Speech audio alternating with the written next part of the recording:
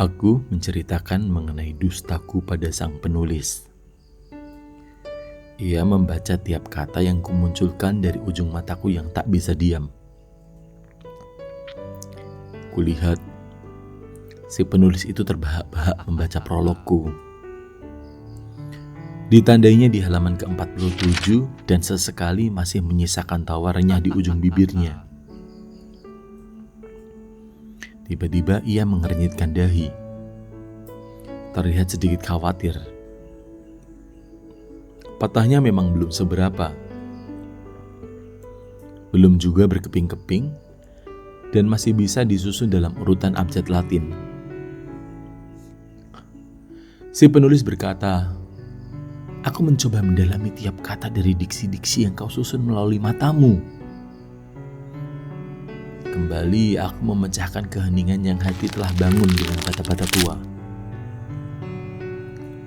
Sebuah bangunan segi 4 dengan cat putih pucat yang kadangkala cahayanya tidak masuk ke tiap ruang di rumah itu dengan sempurna. Bata itu sudah tua. Beberapa kulitnya mengelupas. Warna catnya pudar dengan sisa-sisa gambar dari pensil anak kecil yang lamat-lamat terlihat.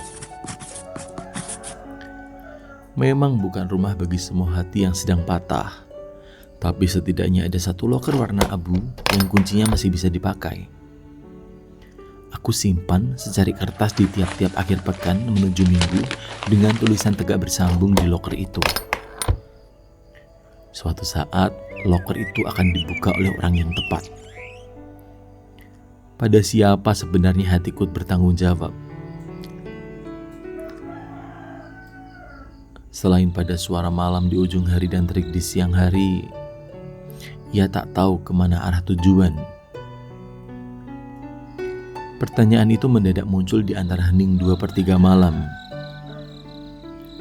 Pada suatu hari, yang mana belukar setinggi lutut dan panas tidak terlalu panas. Ada celah-celah daun yang mengizinkan cahaya melaluinya dengan perkara yang paling sederhana. Angin semilir yang menderu, pohon-pohon tinggi menyejukkan, dan rerumputan semampai sedang bersujud syahdu di perhimpunan ilalang. Tepat di belakang rumah. Sayup-sayup suara burung masih sesekali kicaunya agak berisik, dan ayam berkokok tiap 3 detik. Dibalasnya dengan serdadu para bambu yang berperang riang, namun semuanya dijawab sepi.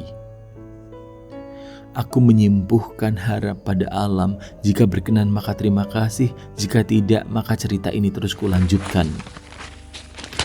Si penulis itu kembali mengetik pada halaman ke-48. Kemudian, sayup-sayup dibalasnya harap menjadi kabur atas peruntukan yang tidak seharusnya. Aku menyerah pada perayaan yang sedang kacau oleh apa yang sebetulnya diintuisikan Tuhan melalui simbol semiotis masa lalu. Bukan Ferdinand de Saussure atau Julia Kristeva, juga bukan Roland Barthes. Ternyata bukan mereka yang mahir membaca tanda, tetapi ia yang duduk di tepi ruang dengan rokok di tangan kanannya. Ia yang rokok sesekalinya dihisap dan mengebul pekat. Ia yang menyeduh kopi panas yang sudah kedinginan. Ia yang kancing bajunya sedikit terbuka dengan baju lusuh kecoklatan. Dan dia, benar-benar dia ternyata. Benar-benar dia ternyata yang membaca tanda-tanda, lalu menceritakan kisahku menuju halaman ke-49.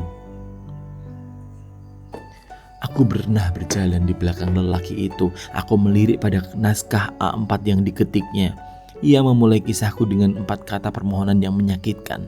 Katanya, "Tuhan, aku patah hati."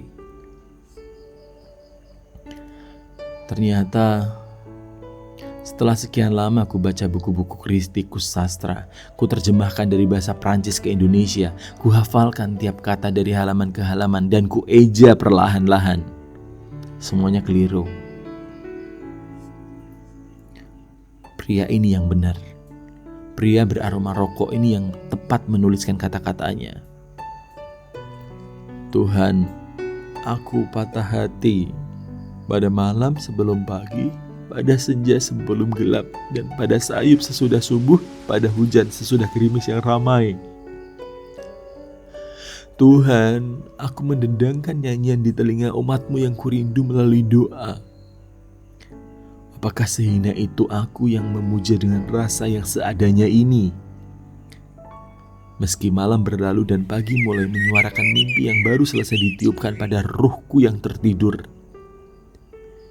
Tertidur pulas oleh imajinasi, para hati yang juga turut terluka.